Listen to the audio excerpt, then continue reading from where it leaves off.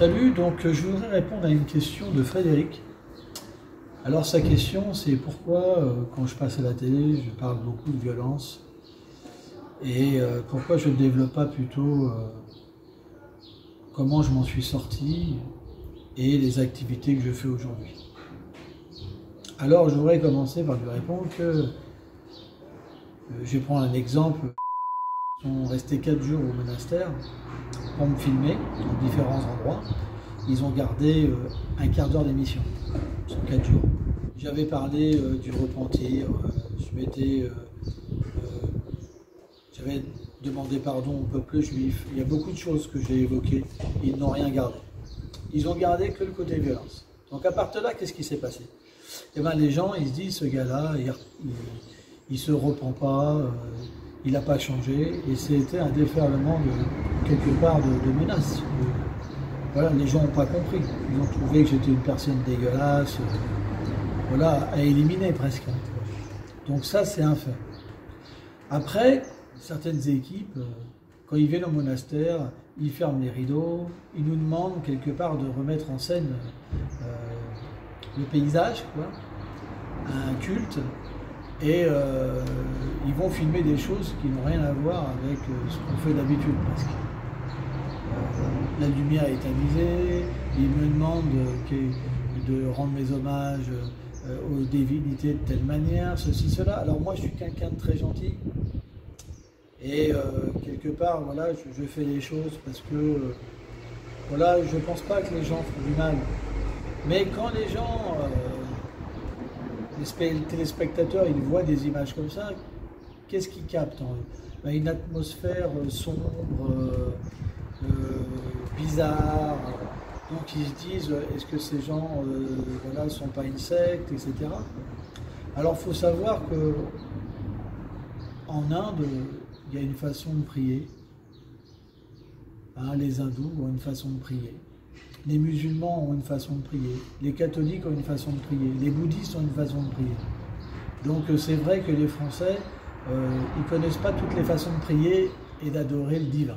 Voilà. Donc ils peuvent entrer en contact avec quelque chose qui les dépasse. Par exemple, je me rappelle, quand j'étais enfant, j'allais à la campagne. Et ben les campagnards, ils me regardaient par la fenêtre parce qu'ils n'avaient jamais vu le gars avec un look un peu skinhead, etc. Donc voilà, de la même manière, quand on ne connaît pas quelque chose, eh ben il y a suspicion. C'est ça, la France, c'est comme ça, excusez-moi, je suis français, je sais de quoi je parle. Mais quand on va voyager, hein, moi ça fait 30 ans que je vais en Inde, quand on voyage et qu'on découvre une autre culture, ben, on dépasse tout ça. Et on trouve ça normal, voilà, d'avoir cette adoration, d'avoir ce moyen d'expression et ce moyen de se relier avec les uns et les autres, quoi.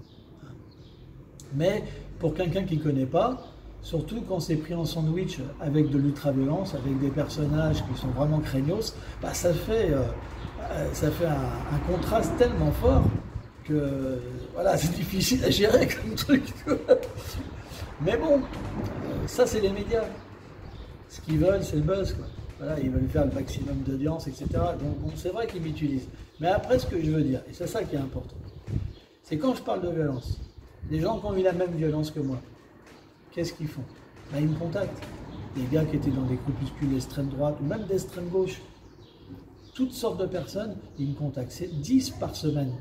Des gens vraiment de tout âge. 60 ans, 30 ans, 20 ans. Toutes sortes de personnes, toi. Et ils demandent de l'aide. Parce qu'ils comprennent que j'ai pu changer. Et changer, la plupart des gens, ils pensent que ce n'est pas possible. Et j'en suis quelque part la preuve que c'est possible. Si j'ai pu changer, tout le monde peut changer. Donc, il faut qu'on comprenne une chose. Même s'ils passent que des trucs de violence et qu'ils enlèvent toutes les autres parties de mes paroles, et bien quand même, ça sert beaucoup.